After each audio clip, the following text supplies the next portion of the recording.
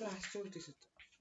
খুব টেস্ট হয়েছে মুসলমান টাইপের দেখ না একটু দি মুসলিম টাইপের রান্না করছে হিন্দুদের টাইপের করিনি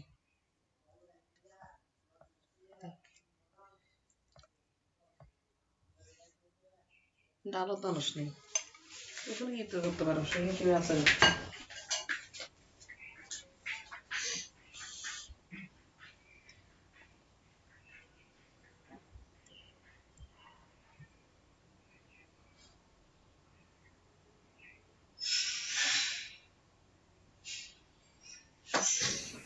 যে ধরনের জ্যামিতিক এবং কিছু কিছু ক্ষেত্রে অ্যানিমেল মোটিভ পাই আমরা, খুবই মানে অবিশ্বাস্য রকমের সুন্দর।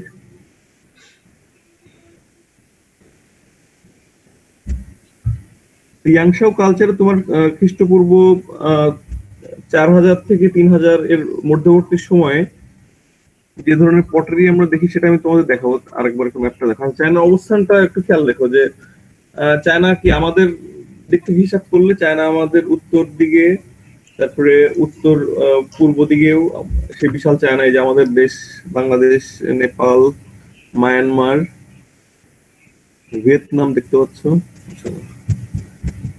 দক্ষিণ দিকে আর কি এগুলা। আর পাশাপাশি পূর্ব দিকে দেখতে পাচ্ছ জাপান, সাউথ মানে Korea, north Korea, south Korea, উপরে মঙ্গোলিয়া, কাজাকিস্তান, এই যে দেখতে পাচ্ছ ম্যাপে। এবং চায়নার ভূ প্রকৃতি যদি দেখো যে তো বলতে গেলে ভূ প্রকৃতি কিন্তু আসলে মানে বৈচিত্র্যময়। তোমার এখানে মালভূমি যেমন পাওয়া যাবে, সমভূমি পাবে, পাহাড়ি ভূমি পাওয়া যাবে, অনেক উর্বর ভূমিও এখানে আছে। সবকিছু মিলায় একটা মানে ভৌগোলিক জায়গা থেকে খুবই মানে খুবই বৈচিত্র্যপূর্ণ একটা ভূমি। এবং এখানকার মানুষের মধ্যেও কিন্তু অনেক রকমের তোমার পাওয়া যায় আর কি, অনেক ভাষী মানুষও কিন্তু আছে আর কি। মানে চাইনিজ ল্যাঙ্গুয়েজ যেটা সেটা কিন্তু অনেক মানে বিভিন্ন অঞ্চলে বিভিন্ন রকমের ভাষায় মানুষ কথা বলে, কিন্তু এদের লেখার জন্য যে সাইন গুলো ব্যবহার করে এটা কিন্তু কমন। তো ফলে দেখা যাচ্ছে যে বিভিন্ন ভাষী হলেও শুধুমাত্র লেখার জায়গাটা কমন হওয়ার কারণে তারা কিন্তু তাদের যে ধর্ম, দর্শন, এই বিষয়গুলো একসঙ্গে শেয়ার করতে পারে, সাহিত্য এগুলো একসঙ্গে শেয়ার করতে পারে আর কি। এবং এই একটা জিনিস কিন্তু তাদের মধ্যে বন্ডিং হিসেবে প্রচন্ড ভাবে কাজ করে। আচ্ছা, আবার কেউ আসছে, আমি একটু দেখি অ্যাড করে আসি।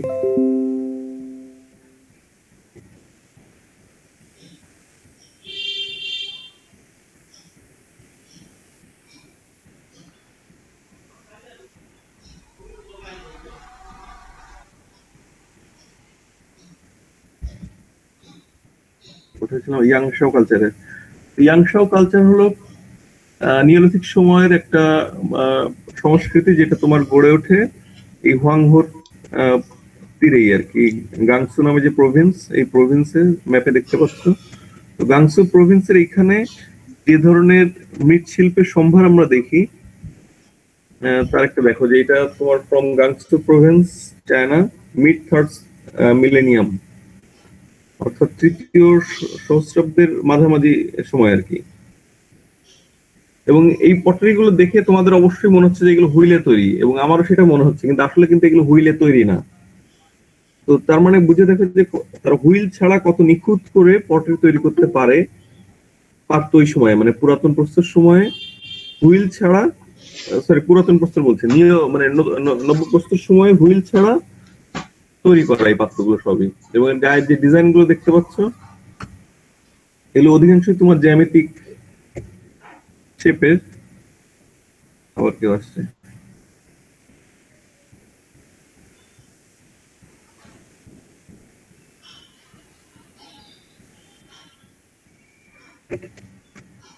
জ্যামিতিক বিভিন্ন লাইন, লম্বা টানা লাইন, তারপর পানির ঢেউয়ের মতন ডিজাইন দেখতে পাচ্ছ। কিছু কিছু ক্ষেত্রে মনে হচ্ছে যে পাতার মতন, পাতার যে শেপ সেরকম। আবার এই যে দেখো যে জ্যামিতিক ঘরানার কিছু ডিজাইন। তারপর কিছু কিছু পাত্রে আবার তোমার এনিম্যাল মোটিভ বা মানুষের মোটিভ এরকম পাওয়া যায়, সেগুলো সংখ্যা কম। অধিকাংশই এরকম যে জ্যামিতিক লাইন, আঁকা বাঁকা বক্ররেখা আর কি, স্ট্রেট লাইন এরকম।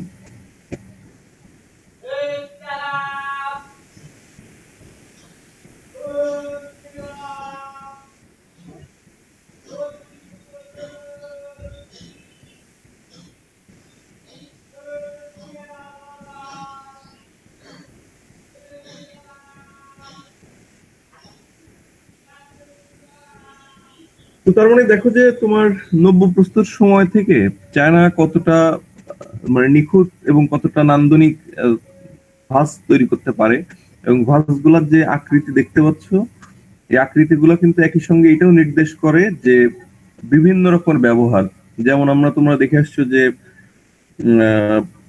ইয়েতে গ্রিকদের মধ্যে ওরকম যে ভাস ব্যবহার করার যে প্রবণতা, এবং প্রচুর পরিমাণে বিভিন্ন রকমের ভাস তারা তৈরি করতো, কারণ এগুলো ফাংশন আলাদা। কোনোটা হয়তো বা তেলের পাত্র হিসেবে, কোনোটা বা তোমার ধর্মীয় অনুষ্ঠান পালনের জন্য, কোনোটা পানি রাখার জন্য, কোনোটা শস্য রাখার জন্য, এরকম বিভিন্ন মাল্টি ফাংশনের জন্য তোমার এই ভাসগুলো তৈরি করা হতো। তবে এই যে ভাসগুলো দেখতে পাচ্ছ, এগুলো কিন্তু সবই তোমার পাওয়া, অধিকাংশই পাওয়া তোমার কিন্তু গৃহস্থালী থেকে না, অধিকাংশই পাওয়া তোমার গ্রেভিয়ার্ড থেকে, অর্থাৎ সমাধি ক্ষেত্র থেকে পাওয়া এই পাত্রগুলো। অর্থাৎ বোঝা যাচ্ছে যে এই পাত্রগুলো, এই ধরনের পাত্র সমাধিতে দিয়ে দেওয়ার একটা সংস্কৃতি প্রাচীন সময় থেকে তাদের মধ্যে ছিল। এবং এটা দেখে তোমাদের কি মনে হচ্ছে, এর আগে কোন সংস্কৃতিতে আমরা এরকম দেখতাম? কোন কোন সংস্কৃতিতে কেউ বলতে পারবে? স্যার গ্রিসে, হ্যাঁ গ্রিসে পাই, ইজিপ্টে হ্যাঁ মিশরেও পাই, সরি মিশরেও পাই, অবশ্যই। স্যার রোমানে মেবি ছিল, কোথায়? রোমান সাম্রাজ্যে মেবি ছিল স্যার। হ্যাঁ, এটা আসলে তোমার প্রাচীন সময়ের যে ইয়েগুলো আমরা দেখি, মানে যে কালচার গুলো দেখি, প্রাচীন যে সভ্যতাগুলো জানি আমরা, তো অধিকাংশ ক্ষেত্রে কিন্তু এই বিষয়গুলো ছিল যে তোমার মৃত ব্যক্তির সঙ্গে কিছু না কিছু জিনিসপত্র দিয়ে দেওয়া। সম্ভ্রান্ত ব্যক্তি হলে তো কথাই নেই, সেখানে গোল্ড থেকে শুরু করে খুবই অস্ত্র গয়না এগুলো দিয়ে দেওয়া হয়। তো তার মানে বোঝা যাচ্ছে যে প্রাচীন সময়ে সভ্যতার শুরুতে তোমার মানুষের মধ্যে যে ধরনের বিশ্বাস গুলো কাজ করতো, সেগুলো অনেক কাছাকাছি, তাই না?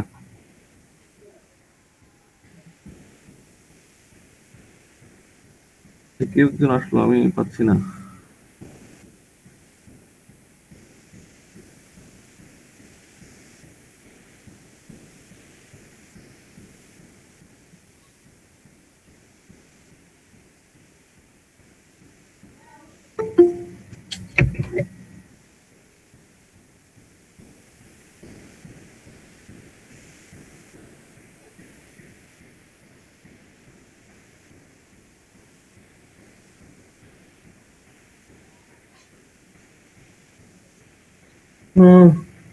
তাহলে চায়নার মৃৎপাত্র সম্পর্কে একটা ধারণা আমরা পাচ্ছি নব্য প্রস্তর সময়ে, যে বিভিন্ন মাল্টি ফাংশনের বিভিন্ন বৈচিত্র্যপূর্ণ কাজে এই ধরনের পাত্র ব্যবহার করা হতো, এবং পাত্রগুলোর গায়ে জ্যামিতিক প্যাটার্ন থেকে শুরু করে তোমার প্রাণীর বা তোমার মানব অবয়বের বিভিন্ন প্যাটার্ন পাওয়া যায়, যদিও সেগুলো সংখ্যায় কম। এবং এই ধরনের পাত্র সমাধিতে দিয়ে দেওয়ার একটা প্রচলন প্রাচীন সময় থেকেই ছিল চায়নাদের মধ্যে। চায়নার প্রথম যে ডাইনেস্টি, যেটা সম্পর্কে আসলে কম্পারেটিভলি অনেক ভালো ইনফরমেশন পাওয়া যায়, মানে প্রথম প্রাচীন ডাইনেস্টি যেটা সম্পর্কে আমরা ভালোভাবে জানতে পারি, কারণ সেই সময়কার প্রত্নতাত্ত্বিক বা লিখিত বিভিন্ন ডকুমেন্টস এর মাধ্যমে।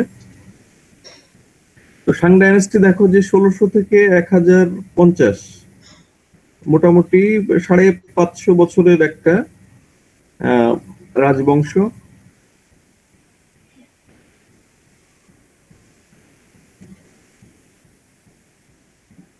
শাং ডাইনেস্টিতে আমরা কি কি পাই দেখি। এটা দেখো যে হুয়াংহোর পাশেই কিন্তু, এবং শাং ডাইনেস্টির আসলে বেশ কয়েকটা রাজধানী ছিল, তবে শেষ যে তোমার যে ইয়েটার কথা পাওয়া যায়, শেষ যে রাজধানীর নাম পাওয়া যায় আনিয়াং, দেখতে পাচ্ছ হলুদ রঙের চিহ্ন দেওয়া আনিয়াং, এটা হলো শেষ রাজধানী ছিল। এটা মোটামুটি এখন পর্যন্ত গবেষকরা নিশ্চিত। তো আনিয়াং এ কি পাচ্ছি আমরা দেখি। আনিয়াং এ আমরা একটা দেখে মানে পরিপূর্ণভাবে ভাস্কর্য মনে হচ্ছে, কিন্তু আসলে এটার একটা কিন্তু ফাংশন আছে আর কি, যার জন্য এটা আমরা কারুশিল্পের অন্তর্গত বলতে পারি। এবং এই ধরনের যে পাত্র, এই পাত্র তোমরা দেখো যে এই ধরনের পাত্রকে বলা হয় গুয়াং। এবং এই পাত্রটা দেখো যে এটা অদ্ভুত একটা মানে প্রাণী অবয়ব মনে হচ্ছে, যে প্রাণীর অবয়বটাকে আমরা কোনো কিছুর সঙ্গে মিলাতে পারছি না, মানে অরিজিনাল বাস্তবের কোনো প্রাণীর সঙ্গে মিলাতে পারছি না। এবং এখানে দেখো যে বেশ কয়েকটা প্রাণীর একটা কম্বিনেশন, যেমন এই মাথার দিকে দেখো যে শিংটা, এই শিংটা দেখে আমাদের শামুকের কথা মনে পড়ে যেতে পারে, যে শামুক যখন তোমার মানে শামুকের শিং তো দেখে থাকবে তোমরা। আবার মুখের মধ্যে দেখো যে ধারালো একটা দাঁত দেখতে পাচ্ছি, যেটা দেখে আমাদের হয়তো ড্রাগন বা বাঘের কথা মনে পড়তে পারে। আবার এটার শরীরের পেছনের দিকে দেখো যে একটা হাঁস বা পাখির যেরকম একটা ইয়ে থাকে, কি বলবো, পিছন দিকে উঁচু দিকে বাঁকানো যে পাখা থাকে, সেরকম একটা ব্যাপার। আবার লেজ, হ্যাঁ লেজ, রাইট। আবার একদম পেছনে দেখো যে এটা লেজের মতন মনে হচ্ছে, কিন্তু এটা কোনো প্রাণীর শিং বা এরকম কিছু একটা হবে আর কি।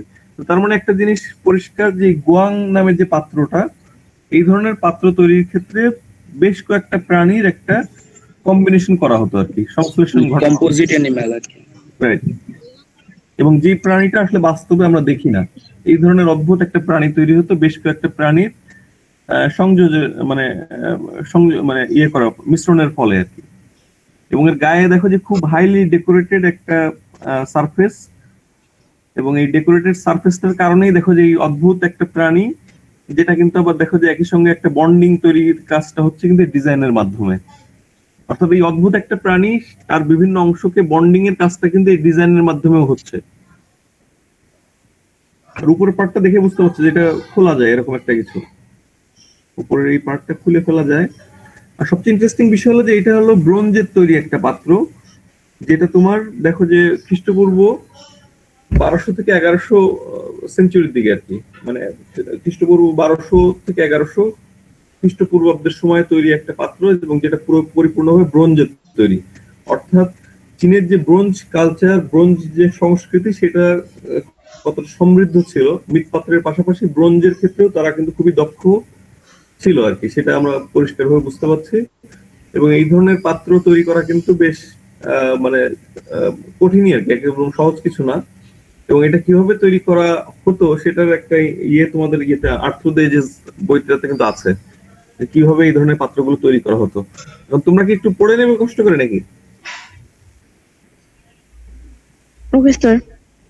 মানে একটু পড়ে নিলে ভালো হয়, যে মানে আমি বললে যেটা হবে যে আমি আসলে এটার যে ছবিগুলো সেগুলো এখন দেখাতে পারবো না, মুখে বলতে পারবো। তো তোমরা যদি নিজেরা দেখো সেক্ষেত্রে তাহলে আমরাই পড়ে নিব না স্যার। পড়ে নিও। স্যার আপনি কি হালকা একটা মানে ধারণা দিতে পারেন, মানে জাস্ট 1-2 মিনিটের বা কিছু একটা, আমাদের তাহলে পড়তে ওদের কি সুবিধা হতো। আচ্ছা, আর্ট থ্রু দ্য এজেস দেখবা যে গোয়াং পাত্রটা কিভাবে তৈরি করা হতো সেটার একটা ছোট একটা হাফ প্যারার মতন একটা ছোট একটা লিখিত ইয়ে পাবে আর কি, বর্ণনা পাবে। Okay sir. তো এটা হলো যে তোমার প্রথমে একটা এই যে প্রাণীটা দেখতে পাচ্ছ, এটার যে বেসিক যে গড়নটা, বেসিক মানে খুবই প্রাথমিক যে গড়নটা, এই চোখ নাক মুখ এই ডিটেইলিং গুলো ছাড়া আর কি, মানে সলিড ফর্মে যদি এটা চিন্তা করো, কোনো ডিজাইন নেই, এরকম ভাবে যদি চিন্তা করো, সেইভাবে একটা মাটির একটা মডেল তৈরি করা হতো। অর্থাৎ সেই মডেলে হয়তো বা তোমার এই যে চোখ নাক দাঁত এই যে ডিটেইলিং গুলো, ডিজাইন এগুলো থাকতো না, জাস্ট সলিড একটা পলিশ একটা গড়ন, একটা ফর্ম তৈরি করা হতো, সলিড একটা পলিশ ফর্ম। এটা মাটিটা মোটামুটি একটু শোকালে আর কি, যখন মনে করো মাটিটার আবার ভেঙে যাবে না বা চাপ দিলে বসে যাবে না, এরকম একটা হার্ডনেস আসে, তখন এটাকে আবার মাটি দিয়েই মোল্ড করা হয়। মোল্ড মানে তো ছাঁচ, এটা জানো নিশ্চয়ই। অর্থাৎ মূল গড়নটা তৈরি করার পরে যেটা তোমার ডিটেইলিং থাকে না, সলিড একটা গড়ন, সেই গড়নের মাটিটা শুকানোর পরে তারপরে নরম মাটি দিয়ে সেটার গায়ে আবার চাপ দেওয়া হয়, যাতে নরম মাটিতে ওই ছাপটা চলে আসে, হার্ড জিনিসটা, হার্ড মাটির ছাপটা নরম মাটিতে আসে। এরপরে এই মাটিটা সামান্য একটু লেদার হার্ড হলে তখন এই মোল্ডের বা ছাঁচ তৈরির জন্য যে মাটিটা বসানো হলো সেটা খুলে ফেলা হয়, কেটে কেটে খুলে ফেলে তারপর এটাকে আবার তোমার আগুনে পোড়ানো হতো। আগুনে পোড়ানোর পরে তো এই মোল্ডটা বা ছাঁচটা শক্ত হয়ে যাচ্ছে, তাই না? তারপরে এই যে শক্ত যে মোল্ড বা ছাঁচ, সেটার ভেতরে তোমার বিভিন্ন টুলস দিয়ে, সূক্ষ্ম টুলস দিয়ে কার্ভিং করে ঘষে ঘষে এই ডিজাইন গুলো করা হতো, যেটা এখন দেখতে পাচ্ছ বাইরে। এই ডিজাইনটা করার পরে এখন এটা তো টোটাল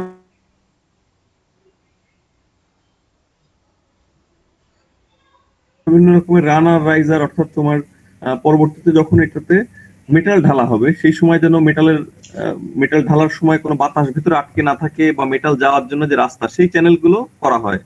করার পরে এটাকে আবার ফাইনালি একটা মোল্ড করা হয়, একটা ছাঁচ তৈরি করা হয়, সেটা আবার ওই যে মাটি দিয়েই করা হয় আর কি।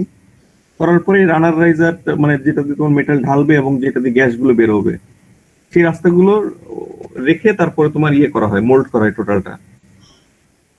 করার পরে তারপরে ফাইনালি তোমার এই ঢালাই দেওয়া হয়। ঢালাই বলতে তোমার এই যে লিকুইড যে ধাতব ইয়ে, সেটা সেই ঢালার রাস্তা দিয়ে ঢালা হয়। তারপরে ফাইনালি এই মোল্ডটা ভেঙে ভিতর থেকে ব্রোঞ্জের এই পাত্রটা বের করে ফিনিশিং করা হয় আর কি। ঘষা মাজা করা, রানার রাইজার বা এই যে মেটাল ঢালার যে রাস্তাগুলো, এগুলো কাটা হয়, এই আর কি। বেসিক ইনফরমেশন হলো এইটুকুই ওই সময়। আচ্ছা, আরেকটা ইনফরমেশন তোমাদের খুব গুরুত্বপূর্ণ, যেটা আসলে মানে বলা হয়েছে কিন্তু তোমাদের পক্ষে তো বুঝতে অসুবিধা হবে। সেটা হলো যে তোমার এই যে এই ধরনের পাত্র তৈরির জন্য পিস মোল্ড ব্যবহার করা হতো। পিস মোল্ড বলতে তোমরা যারা ভাস্কর্যে পড়ো তারা জানো যে যে কোনো কাজ আগে সাধারণত মাটিতে মডেলিং করা হয়, তাই না? জি স্যার। কাজগুলোকে তারপরে আবার তোমার সেপারেটর দিয়ে, মানে পৃথক করার জন্য বা মোল্ডের আলাদা আলাদা ভাগ করার জন্য একটা সেপারেটর টিন বা প্লাস্টিকের কিছু একটা দেওয়া হয় সাধারণত। জি স্যার। তারপরে জি দেখা স্যার। যাচ্ছে দুই পার্টের মোল্ড হলে দুই পার্টে করা হয় সেটা। তো এই যে দেখো যে সাধারণ একটা পোর্ট্রেট কিন্তু দুই পার্টে মোল্ড করা হয়, দুইটা অংশ, সামনের অংশ পেছনের অংশ টান দিলে খুলে গেল, দুইটা পার্টে হয়ে গেল মোল্ড, তাই না? এগুলো টু পার্ট মোল্ড। জি স্যার। আর এই ধরনের পাত্র তৈরির জন্য যেহেতু এটার প্রচুর পরিমাণে ডিজাইন করা হয় এবং অনেক ছোট ছোট বিভিন্ন রকমের অংশ, তো ফলে এটাকে কিন্তু পিস মোল্ড করা হয়। পিস মোল্ড বলতে তোমার ছোট ছোট অনেক ভাগে ভাগ করে ছোট ছোট মোল্ড করা হয় আর কি। পরবর্তীতে সেই ছোট ছোট পিস গুলাকে আবার একটা মাদার মোল্ডের মধ্যে সেট করা হয় আর কি। এই আর কি।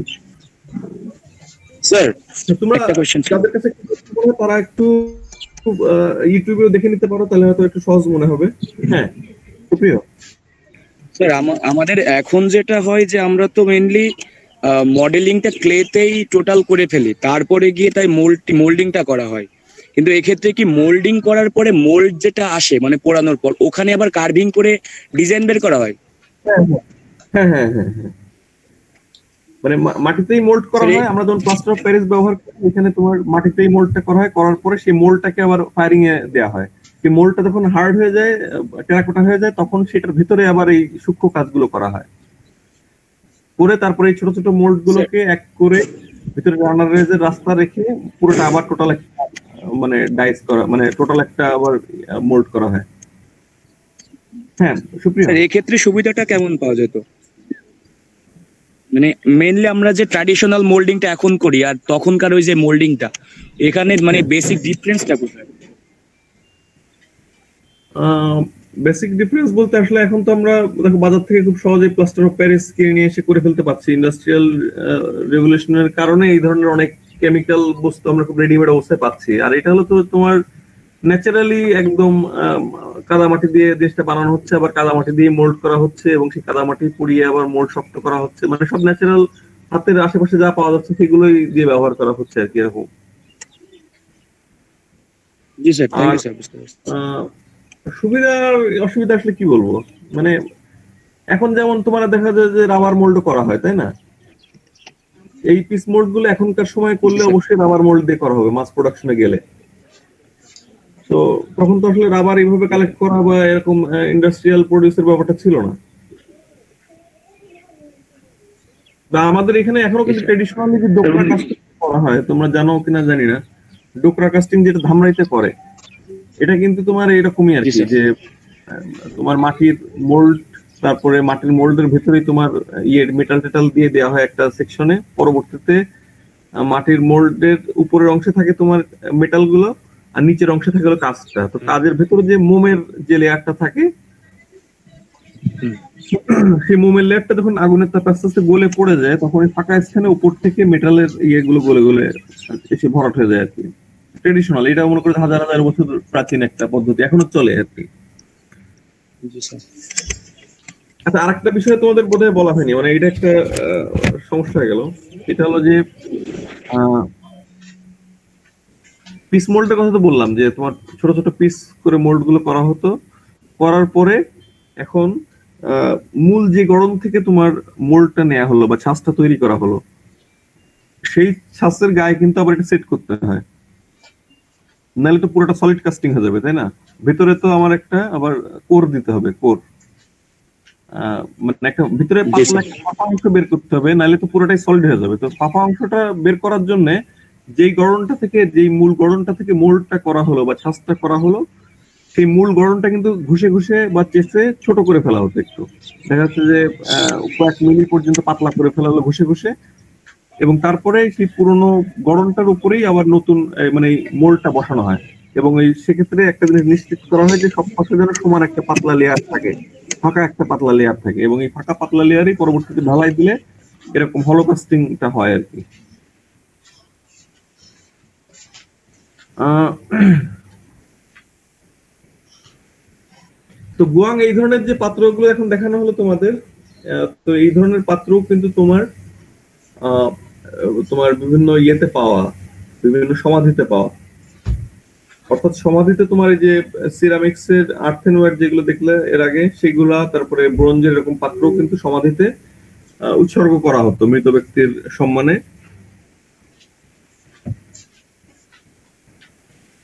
তারপরে এই সাং ডাইনেস্টির সময়ে আর একটা কিংডমের কথা আমরা পাই, যে কিংডমটা এই যে সাংজিং দুই কালচার, সাংজিং দুই কালচার বলা হচ্ছে।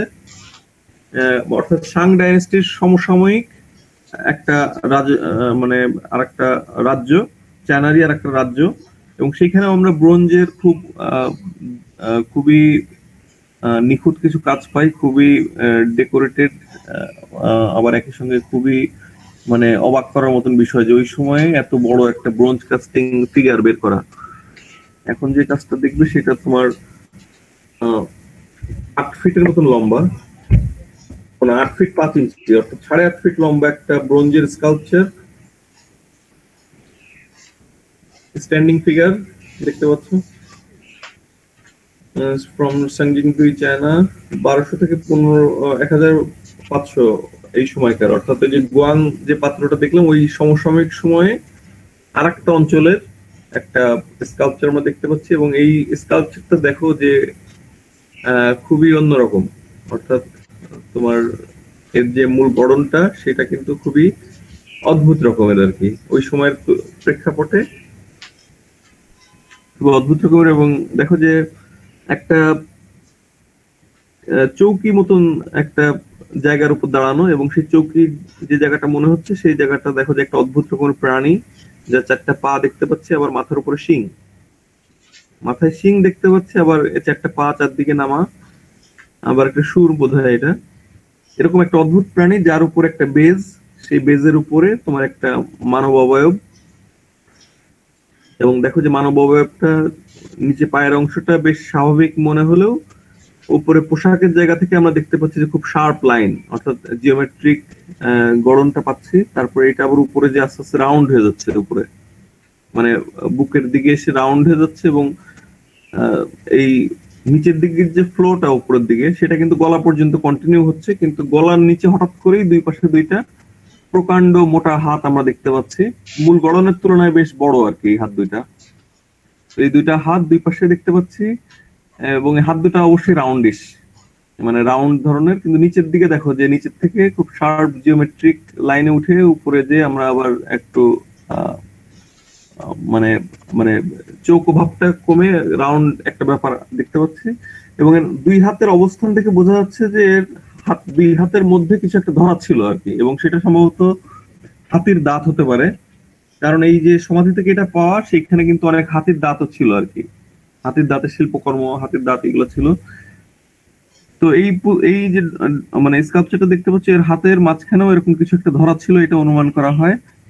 এবং এর চোখের দিকে যদি তাকাও তো খুবই কি বলবো, খুবই ব্যতিক্রমী ধরনের বড় বড় চোখ, কানটাও বড় বড় দেখতে পাচ্ছি। তো এটা আসলে কি উদ্দেশ্য করে কেন বানানো সেটা সম্পর্কে নিশ্চিত না, কিন্তু এই ধরনের কাজ দেখে এই জিনিসটা আমরা বুঝতে পারছি যে তারা যে ব্রোঞ্জ কাস্টিং এ খুবই দক্ষ ছিল সেটা আমরা নিশ্চিত হতে পারছি আর কি।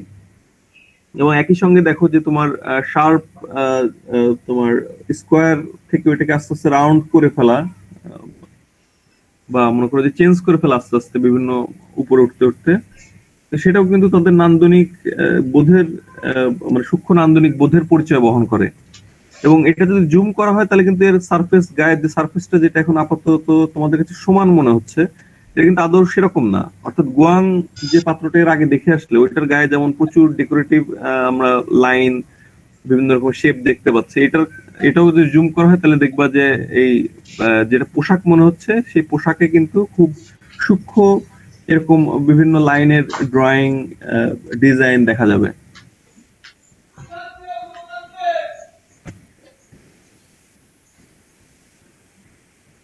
আচ্ছা, এরপরে শাং ডাইনেস্টির পরে যেটা আসে সেটা হলো যে তোমার চৌ ডাইনেস্টি। এবং চৌ ডাইনেস্টি হলো তোমার চীনের ইতিহাসের অন্যতম দীর্ঘ একটা ডাইনেস্টি। দেখতেই পাচ্ছ যে প্রায় কত 800 বছরের একটা ইতিহাস, যদিও এর শেষ দিকে প্রায় 250 বছর একটা কিন্তু কনফ্লিক্টের সময় আর কি, বিভিন্ন রাজ্যের মধ্যে এই সময় যুদ্ধ সংঘটিত হয়। তো জোর ডাইনেস্টির সময়ে আমরা কিছু জেড পাথরের কাজ দেখবো। তোমার এটাকে জেড বলা হয়। জেড বলতে তোমার এক ধরনের পাথর যেটা তোমার সাধারণত একটু গ্রিনিশ টাইপের হয় আর কি, হালকা গ্রিনিশ বা অনেক সময় একটু ব্লুইশ একটা কালার থাকে। সেরকম তোমার একটা জেডের তৈরি এটাকে বলা হয় তোমার বি ডিস্ক। বি ডিস্ক হলো তোমার যে ডিস্ক তো জানোই যে গোল চাকতি। তো এই ধরনের বি ডিস্ক ওই সময়ে যেটা ছিল যে চায়নার মানুষ একটু সম্ভ্রান্ত যারা, তারা কিন্তু একটা বি ডিস্ক তাদের সঙ্গে রাখতো, এবং এই বি ডিস্কটা তাদের একই সঙ্গে তাদের উঁচু পদমর্যাদা এবং তাদের জীবনের প্রতীক হিসেবে বিবেচিত হতো। মানে খুবই গুরুত্বপূর্ণ একটা বিষয়, এমনকি সেই মানুষটা মারা গেলে তার কবরেও এরকম ধরনের বি ডিস্ক দিয়ে দেওয়া হতো। মানে খুবই সম্মানের, খুবই পবিত্র একটা জিনিস, যেটা যারা আর্থিক ভাবে মানে আর্থিকভাবে যারা সচ্ছল তারা অবশ্যই তাদের কাছে রাখতো। এমনকি যুদ্ধক্ষেত্রে তোমার কেউ পরাজিত হলে বিজয়ী বাহিনী পরাজিত বাহিনীকে বলতো যে তোমাদের বি ডিস্ক গুলো সারেন্ডার করো। অর্থাৎ এটার গুরুত্ব কি পরিমাণ হতে পারে সেটা বুঝতে পারছো। এবং মারা যাওয়ার পরে তার সমাধিতে আবার এই বি ডিস্ক দিয়ে দেওয়া হতো। আচ্ছা, এখানে ড্রাগন দেখতে পাচ্ছ আর কি, ড্রাগন 3টা ড্রাগন আর কি। এবং ড্রাগন কিন্তু চীনের তোমার চীনে খুবই পবিত্র একটা সাইন। এটার পিছনে আবার আসলে পৌরাণিক যে বিভিন্ন কাহিনী আছে সেই কাহিনীগুলো এগুলোর সঙ্গে জড়িত আর কি। যেমন চীনে এটা বিশ্বাস করা হতো যে পৃথিবী তৈরির আগে একটা ঝড় হয় আর কি, প্রচন্ড একটা ঝড় হয়, একটা মানে বিশৃঙ্খল অবস্থা তৈরি হয়, এবং সেই বিশৃঙ্খল পরিস্থিতি থেকে আস্তে আস্তে দুইটা শক্তির আবির্ভাব হয় পৃথিবীতে। একটা হলো ইয়াং আর একটা হলো ইন। ইয়াং হলো তোমার উজ্জ্বল শুভ্রতা, শক্তির প্রতীক, মানে পুরুষ হিসেবে এটাকে মনে করা হয়, চিন্তা করা হয়। আর ইন যেটা, সে হলো তোমার ঠান্ডা, কোমলতা, শীতলতার প্রতীক, এবং এটাকে মনে করা হয় যে একটা নারী সত্তা। তো এই যে পুরুষ এবং নারী সত্তা, ইয়াং এবং ইন, এটা দেখবা যে তোমরা দুইটা সাইনের মাধ্যমে প্রকাশ করা হয়। তোমরা হয়তো অনেকে জানো, একটা কালো এবং সাদা, দুইটা সাইন আছে, একটা সাদা একটা কালো, দুইটা পাশাপাশি জড়ানো। তোমরা কেউ মনে করতে পারছো বা দেখেছো কেউ এরকম? জি স্যার, দেখেছি। স্যার ওই যে কুংফুর বিভিন্ন সাইন দেওয়া হয় যে ওইটার মধ্যে সাইনটা তোমরা ইয়াং ইন লিখলেই পাবে আর কি, যে একটা কালো অংশ থাকে, একটা সাদা অংশ, একটা সার্কেলের মধ্যে, এবং দেখলে মনে হয় যে একটা আরেকটা মানে পরিপূরক আর কি, এরকম ইয়াং। জি স্যার, এটা পরিচিত সবারই আশা করি। আচ্ছা, তো ইয়াং এবং ইন হলো তোমার এই দুইটা সত্তার আবির্ভাব হয় এই সময়ে, এবং এই দুই সত্তার থেকে আবার পাংপু নামে একটা আরেকটা অস্তিত্ব তৈরি হয়, যেটাকে আমরা পৃথিবী বলি আর কি। অর্থাৎ এই যে পাংপু যেটাকে বলা হচ্ছে সেই হলো পৃথিবী, এবং এই পাংপুর গায়ে যে ধরনের মানে মানুষের শরীরে যেমন পশম হয়, তাই না? তো পৃথিবীতে যত গাছপালা দেখা যাচ্ছে, ঘাস, লতা পাতা, এগুলো সবই হলো এরকম এই পাংকুর গায়ের যে পশম সেটা। আবার পাংকুর মাথা, সেটা হলো পাহাড় পর্বত, এরকম কল্পনা করা হয়। আবার পাংকু যখন নিঃশ্বাস নেয় সেটা থেকে তোমার মেঘ তৈরি হয়। এই ধরনের মিথোলজিক্যাল ব্যাপার সেপার আর কি। তো এই পাংপুর হলো 3জন সহযোগী ছিল, মানে পাংপু নামের এই যে পৃথিবী, এই পৃথিবীর 3জন সহযোগী, একজন হলো ফিনিক্স, একটা হলো টার্টেল, আর একটা হলো তোমার এই ড্রাগন। তো ফিনিক্স আর মারা যায়, ফিনিক্স আর এই যে তোমার কচ্ছপ যে সে মারা যায়, তারপরে একমাত্র ড্রাগন থাকে। এই আর কি, মানে ড্রাগনটা খুবই পবিত্র একটা প্রাণী, মানে যদিও কাল্পনিক প্রাণী, এটা চায়নাদের কাছে খুবই তোমার পবিত্র একটা সাইন। দেখবে চায়না যে বড় বড় উৎসবগুলো হয় সেখানে কিন্তু ড্রাগনের সাইন দেখা যায় আর কি, বা ড্রাগনের বড় বড় তোমার তৈরি করে আর কি। আমরা যেমন পয়লা বৈশাখের সময় বিভিন্ন রকমের তৈরি করি না, কি বলবো, ম্যাকেট, না ম্যাকেট না, এটাকে বলে তোমার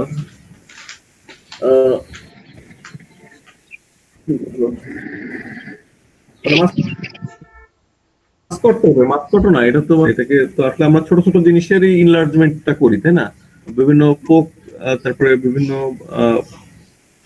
মানে জনজীবনে খুব পরিচিত বা লোকজ কোন গড়নটাকেই বড় করে তৈরি করা হয়, সেটা ছোট ছোট পুতুল থেকে হয়তো বড় একটা গড়ন আমরা তৈরি করি, তাই না? রেপ্লিকা বলতে পারি।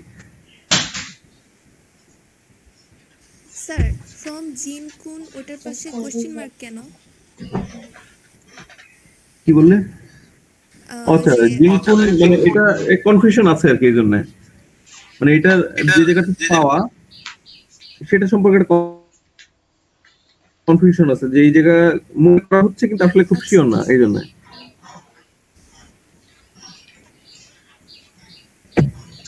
বিড স্কুল তোমার এই চৌ ডাইনাস্টির সময়ের একটা উল্লেখযোগ্য শিল্পকর্মের নিদর্শন। এরপরে কিন ডাইনাস্টির সময়টা দেখতে পাচ্ছি 221 থেকে 206 বিসিই, অর্থাৎ শাসনকালের দিক থেকে এই সময়টা কিন্তু খুবই কম, 15 বছর বোধহয় নাকি?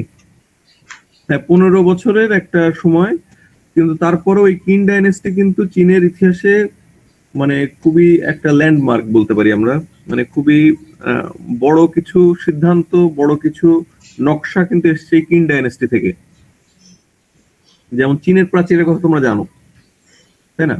তো সেই চীনের প্রাচীরের যে সূচনাটা, যে ধারণাটা, সেটা কিন্তু প্রথমে যে কিন ডাইনাস্টির প্রধান যে ব্যক্তি বা প্রথম যে পুরুষ, যাকে বলা হয় তোমার কিনশি ওয়াংডি নামে যে ফার্স্ট ইম্পেরর কিনের, তিনি আর কি এই ইয়েটা করেন আর কি, যে হুন নামে যে জাতিরা তোমার বারবার চীনের উত্তর দিকে আক্রমণ করতো, সেটা থেকে বাঁচার জন্য চীনের উত্তর দিকে তিনি এই প্রাচীর তৈরি করার নির্দেশ দেন। যদিও চীনের প্রাচীর কিন্তু পুরোটা তার সময় তৈরি না, এটা কিন্তু অনেক সময় ধরে বিভিন্ন রাজবংশের সময় অল্প অল্প করে যুক্ত করে করা আর কি। তো কিন ডাইনেস্টির সময় এটা শুরু হয়। তারপরে তোমার কিন ডাইনেস্টির সময় আরেকটা গুরুত্বপূর্ণ শিল্প নিদর্শন আমরা পাবো, সেটা হলো যে তোমরা দেখে থাকবে যে 6000 টেরাকোটা সৈন্যের, বা বিভিন্ন মুভিতে দেখবা যে টেরাকোটা সৈনিক, তাই না? দেখছো কি? জি স্যার। হ্যাঁ স্যার। জি স্যার। সেগুলো কিন্তু তোমার এই জন্য আর কি, যে কিং ডাইনাস্টির প্রথম যে কিং শিওয়াংডির সময়ে তিনি মারা যাওয়ার আগে থেকেই তিনি তার সমাধি তৈরির কাজ শুরু করেন, এবং তিনি মারা যাওয়ার পরেও সমাধির কাজ হয়, এবং প্রায় 7 লক্ষ মানুষ সেই সমাধির তৈরির জন্য কাজ করে, অর্থাৎ হিউজ একটা ম্যান পাওয়ার ব্যবহার করা হয় সেই সমাধির জন্য। এবং সেই সমাধির মানে তার সমাধির মূল যে সমাধি যেখানে ছিল, সমাধিটা যেখানে ছিল, তার মানে কাছেই ভূগর্ভস্থ একটা বড় একটা হল ঘরে প্রায় 6000 সৈনিকের একটা টিম পাওয়া যায়, টেরাকোটা সৈনিক আর কি। কেউ একজন আসছে এই সময়।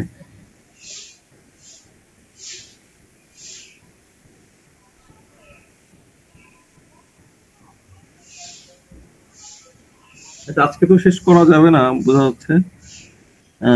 আমার মানে আসলে ইচ্ছা ছিল আজকে শেষ করে দেবো তোমাদের ক্লাসটা। আজকে কি রবিবার? হ্যাঁ রবিবার, আজকে রবিবার। আমি তাহলে তোমাদের সঙ্গে কবে বসতে পারি আবার? স্যার মঙ্গলবার।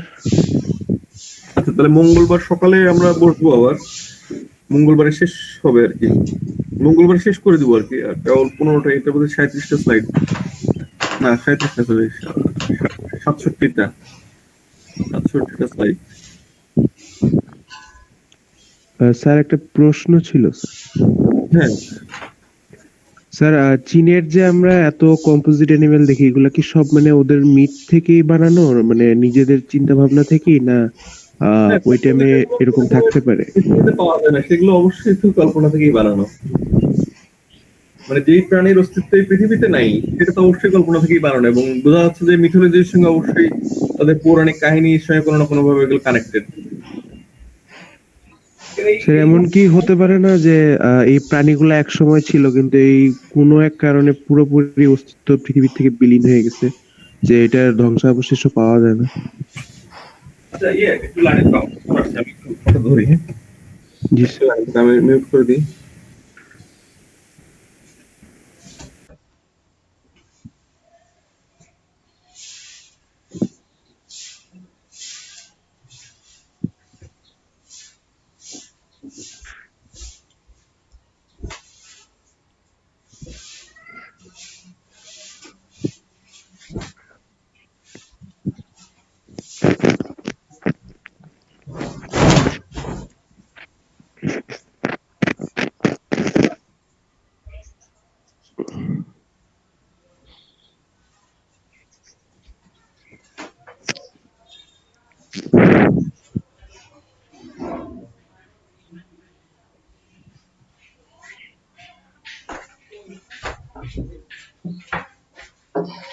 তুমি পঞ্চাশ দিতে পঞ্চাশ দেওয়া শুরু করো না?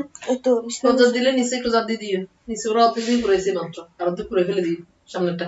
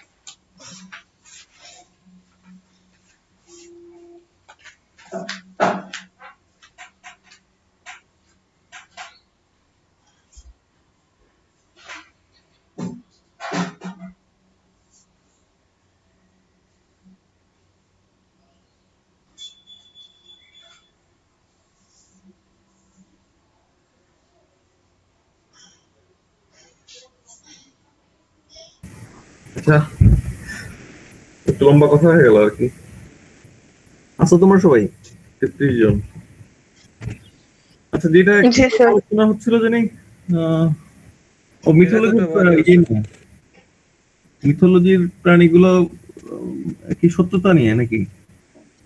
স্যার মানে আমি বললাম যে স্যার এই এই এত ধরনের মানে প্রাণী যে ছিল, এখন এমনও হইতে পারে কি যে এই প্রাণীগুলোর পুরা একদম মানে ধ্বংসাবশেষ ধ্বংস হয়ে গেছে এমন সময়ে, এটা কি হতে পারে স্যার? হতে পারে, কিন্তু আসলে মানে বিজ্ঞান যেটা বলে যে তুমি যতক্ষণ পর্যন্ত না প্রমাণ করতে পারছো বা তোমাকে কোনো প্রমাণ না থাকছে, তো সেটা বিশ্বাস করা যাচ্ছে না বিজ্ঞানের মতে আর কি। এখন ধর্মীয় ভাবে বা ব্যক্তিগত ভাবে যে কোনো জিনিস যে কেউ মানে মনে করতেই পারে, মনে করতে পারো আর কি।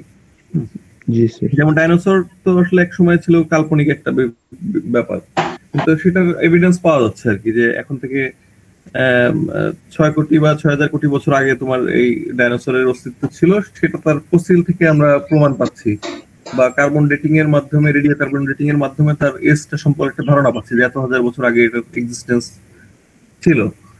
তো তারপরে তোমার আসলে মিথোলজিতে অনেক কিছুই পাওয়া যায়, যেমন তোমার এই যে গ্রিকদের মধ্যে তো তোমার সেন্টর পাচ্ছ, তারপরে এই মিনোটর, এগুলো তো পাচ্ছ, তাই না? যে ঘোড়া মানুষের মিক্সড বা ষাঁড় মানুষের মিক্সড এরকম প্রাণী। এখন মানে এরকম যদি কোনো এভিডেন্স সামনে পাওয়া যায় বা কোনো প্রমাণ যদি পাওয়া যায়, তাহলে তো তখন বুঝে নেওয়া যাবে যে না, আসলে কিছু একটা ছিল, কিন্তু এখন তো মনে করা যাচ্ছে না। আচ্ছা, আমার মনে হয় যে আজকে এখানে রাখতে হবে, কারণ আমার আরেকটা ক্লাসে ঢুকতে হবে এবং তার 1 ঘন্টা পরে আরেকটা মিটিং এ জয়েন করতে হবে। তো তোমাদের সঙ্গে আমি মঙ্গলবারে বসবো আর কি। মঙ্গলবারে মঙ্গলবার তোমাদের সঙ্গে দেখা হচ্ছে, সকাল 10টাতেই বসি নাকি? ঠিক আছে স্যার। জি স্যার। ওকে, ভালো থাকো তাহলে। কিন ডাইনেস্টি শুরু আর কি হবে সামনের দিন। ওকে ঠিক স্যার, আছে, নমস্কার স্যার। নমস্কার। আসসালামু আলাইকুম স্যার। আসসালামু আলাইকুম স্যার।